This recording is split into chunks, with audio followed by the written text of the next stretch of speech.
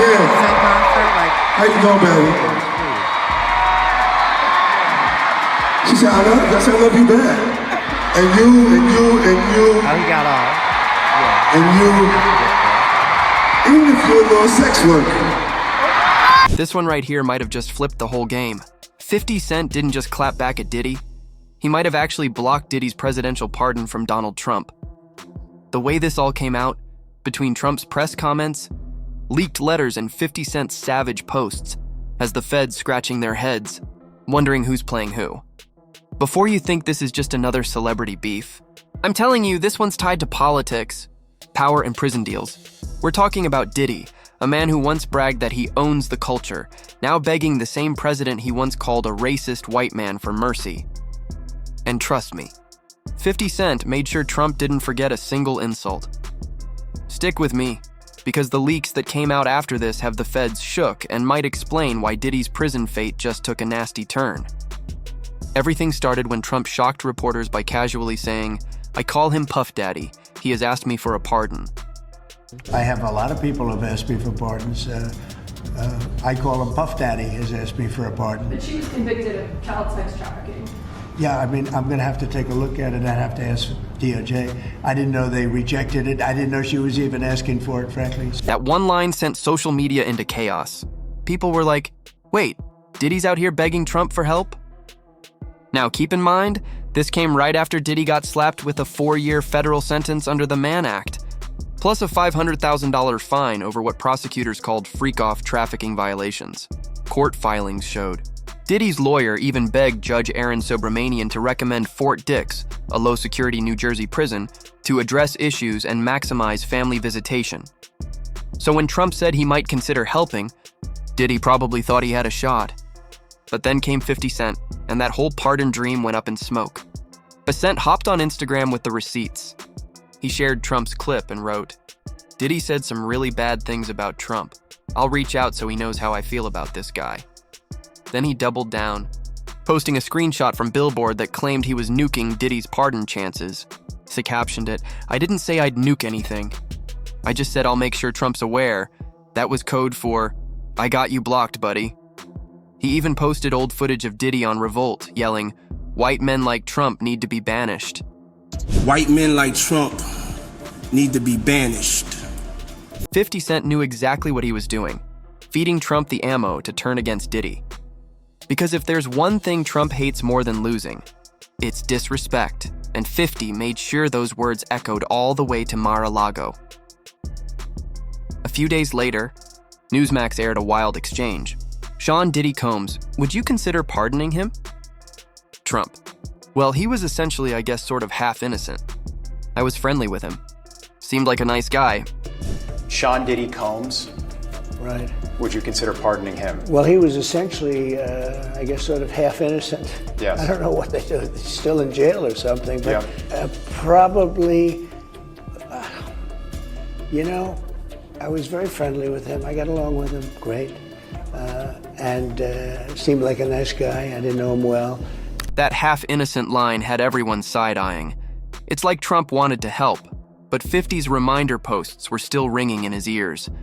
Insiders say 50 Cent personally reached out to Trump's circle, not to talk politics, but to remind them of the disrespect Diddy showed during the 2020 campaign when he called Trump divisive and pushed his Our Black Party movement. And from that moment, the tone changed. Suddenly, the same Trump who once partied with Diddy in the 2000s started distancing himself. Here's the real kicker.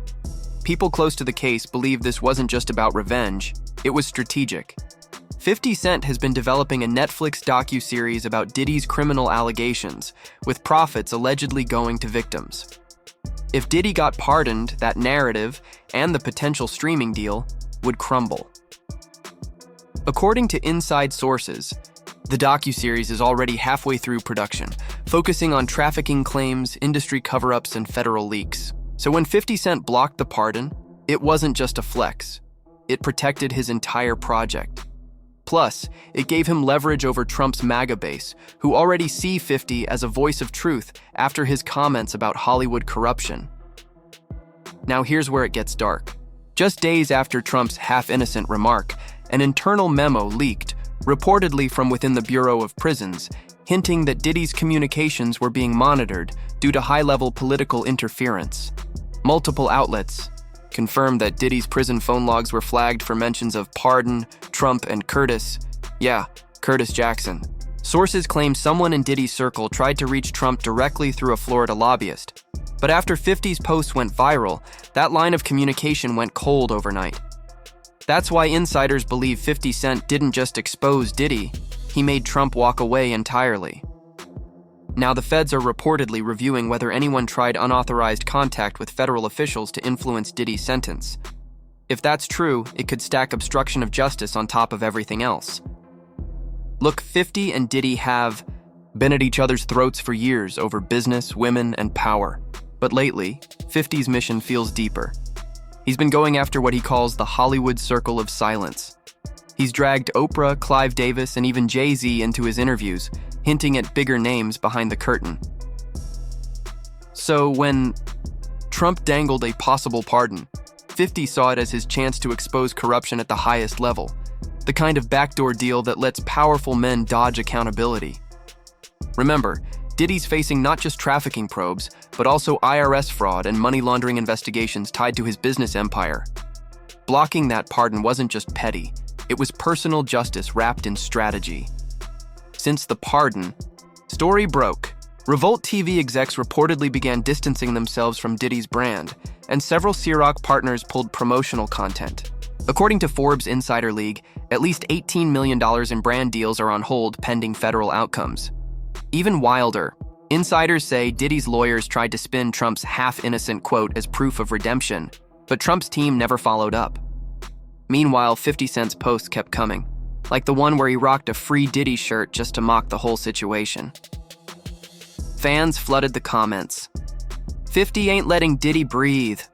Bro's running the news cycle better than CNN. And they weren't wrong. The man basically turned a federal drama into a meme war.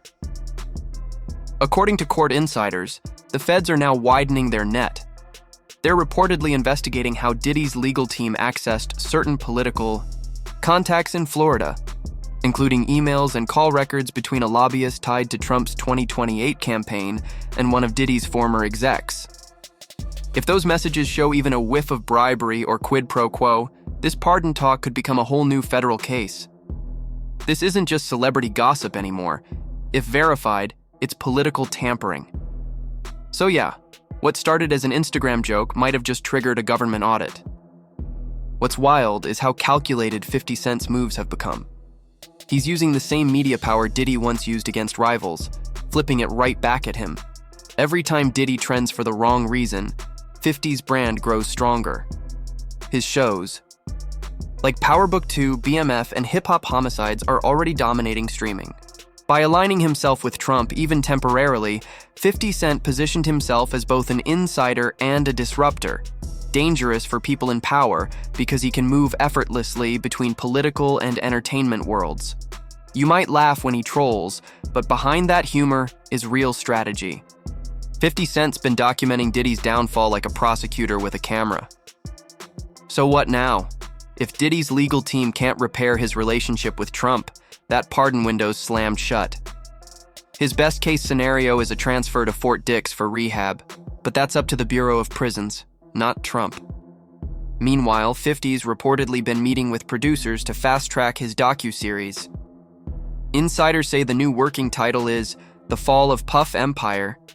He's already filed to license certain FBI reports under the Freedom of Information Act, a move that screams, "I'm not done yet." That's what's got fans convinced 50 Cent knows more than he's letting on. Because if those rumors about missing FBI files tied to Diddy's Miami mansion are real, this story's nowhere near over. So yeah, this whole situation's bigger than a petty feud. 50 Cent didn't just block a pardon. He reminded everyone that even the most powerful fall when their enemies keep receipts. From leaked phone logs to Trump's half-innocent quote, this saga shows how fast the tables turn when politics, fame, and revenge collide. Now I want to hear from you all. Do you think 50 Cent did the right thing by stepping in, or did he just flex too hard on a man who's already fallen?